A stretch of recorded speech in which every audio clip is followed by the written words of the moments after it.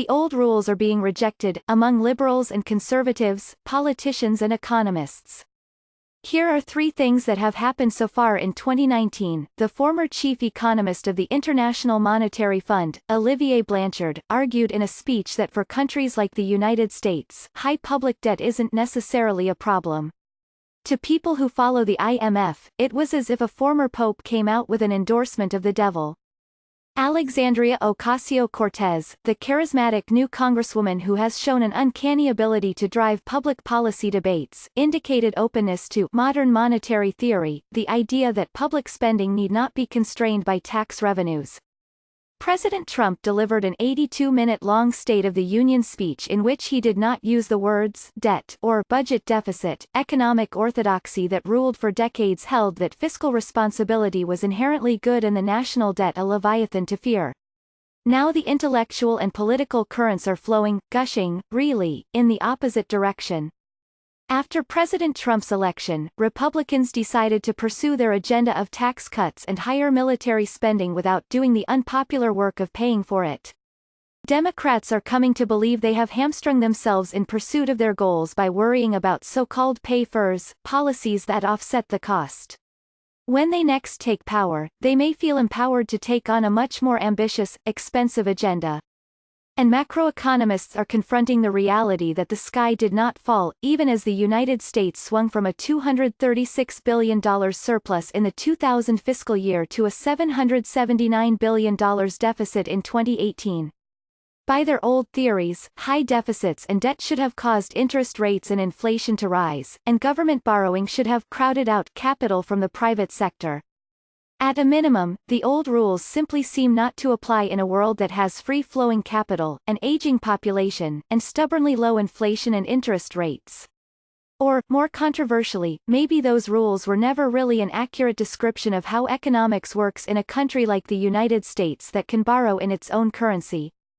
How did everyone, liberals and conservatives, politicians and economists, get so comfortable with debt? The start of the 21st century was a triumphalist moment for the United States economy.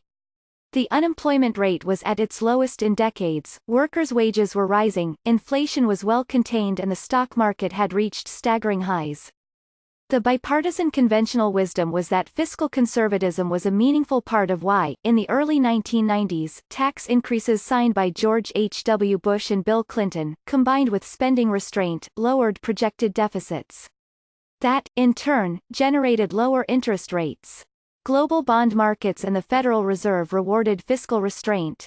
Lower interest rates, in this telling, fueled an investment boom generating higher productivity, and all the good things about the turn-of-the-century economy. To those in charge, this story of cause and effect seemed almost self-evident. But even then, there were reasons to question it. For one thing, the cause and effect might have been backward. Maybe the economic boom caused the surpluses, not the other way around. And continuing fiscal surpluses meant a falling supply of treasury bonds, the bedrock of the global financial system. Could that have been destabilizing? Some economists thought so. For example, Stephanie Kelton, who as a young scholar studied under the groundbreaking Cambridge economist Wynne Godley. In their thinking, the American combination of government budget surpluses and current account deficits, meaning importing more than exporting, would cause private debt to rise. And private debt, they said, is more dangerous than the public kind. Private borrowers cannot create money from thin air. In 2001, the boom turned to recession. The Bush administration sought lower income tax rates, especially for investment income, and passed them in 2001 and 2003. In 2003, Congress and the administration created an expensive new Medicare prescription drug benefit. The country faced the new costs of wars in Afghanistan and Iraq. The surpluses vanished. Interest rates and inflation remained low throughout the Bush years even as deficits soared, and rather than being crowded out by government borrowing, capital was freely available to private borrowers, so much so that it fueled a housing bubble. Then came the global financial crisis, the steep contraction in the economy in 2008 and the first half of 2009 caused tax revenues to plummet and social safety net spending to soar.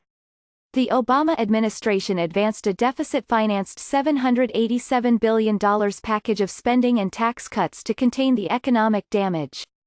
But strikingly, even amid soaring deficits, President Obama embraced the language of the old Clinton-era consensus. It has never been more important to ensure that as our economy recovers, we do what it takes to bring this deficit down, he said in his first address to Congress in early 2009.